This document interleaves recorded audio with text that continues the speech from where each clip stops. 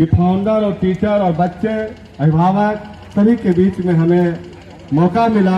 मैं इस विद्यालय का छात्र भी रहा हूँ। इस विद्यालय के हमारे गुरुजी और इस विद्यालय के फाउंडर हमारे मंद्रिका बाबू आज दुनिया में नहीं रहे, लेकिन उन्होंने जो दे के गया है, सचमुच में हम सभी इलाके के लोग गदगद है, खुश से प्रफुल्लित है, क्योंकि उन्होंने जो विद्यालय बनाया होगा तो उनकी विजन क्या होगी सोच सकते हैं।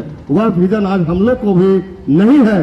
उनकी विजन थी कि गरीबों को बच्चों को पढ़ना, उनके विजन थी कि गरीबों के इलाके को बच्चियों को पढ़ना, लेकिन आज हम लोग कहीं न कहीं हम लोग मुखिया जरूर हो गए, लेकिन इस विद्यालय पर जो चाहिए हम लोग के द्वारा नहीं किया गया है। मैं इसको क्षमा मांगता हूं इस विद्यालय से, क्योंकि आज डीडीसी साहब ने जब आए, मैं उनको कहा कि सर इस विद्यालय पूरे प्रखंड का एक यूनिक विद्यालय है।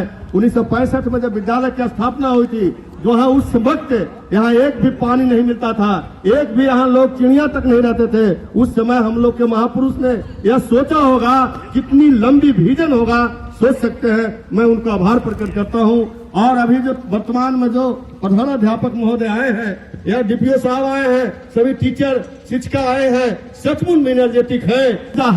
इन लोग के भीतर कुछ करने की क्षमता है, लेकिन हम गार्जियन को कहीं न कहीं कमियां है।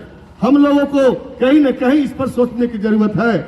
हम अभिभावक जाते हैं घर पर, अपने बच्चे के बीच में बैठने का प्रयास नहीं करते हैं। जिस दिन गरीब का बच्चा हो, अमीर का बच्चा हो, जिस दिन अभिभावक अपने बच्चों के साथ 2 घंटा बैठना शुरू कर देगा, उस दिन विद्यालय में उपस्थिति बढ़ेगी। इसको कोई नहीं रोक सकता है, लेकिन हम तमाम अभिभावक इसका दोषी हैं।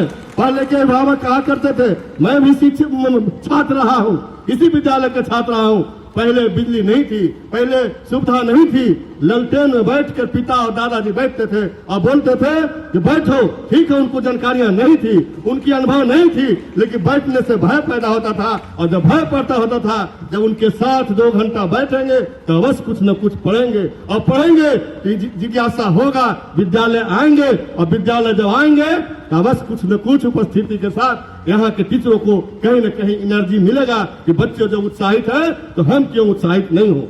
नौजवान साथियों, हमारे टीचर यहाँ बैठे हैं, हम लोग डर से कांपते थे। 8वीं क्लास में प्रदीप बाबू एक टीचर थे जो गणित पढ़ाते थे। हम लोग 8वीं क्लास में भी विद्यालय नहीं छोड़ते थे, लगता था कैसा न कि गणित पढ़ना भूल जाए। लेकिन आज नौजवानों के भीतर ट्यूशन पढ़ने की लालसा है। ट्यूशन से कभी नहीं कुछ कर सकते हैं। आप ट्यूशन में मैथ और फिजिक्स पढ़ लेंगे, लेकिन जो इतिहास की बातें होगी, आप विवेकानंद की बातें होगी, आपको सुभाष चंद्र की बातें होगी, आपको जानकारी नहीं होगी। जब विवेकानंद के बारे में नहीं जानकारी होगी तो आप सच्चा इंसान नहीं बन सकते हैं। आप अब्दुल कलाम के बारे में जानकारी नहीं होगी तो आप जो है कि वैज्ञानिक नहीं बन सकते हैं। आप सब सच्चा बच्चे तब बन सकते हैं जब इस विद्यालय में प्रतिदिन आकर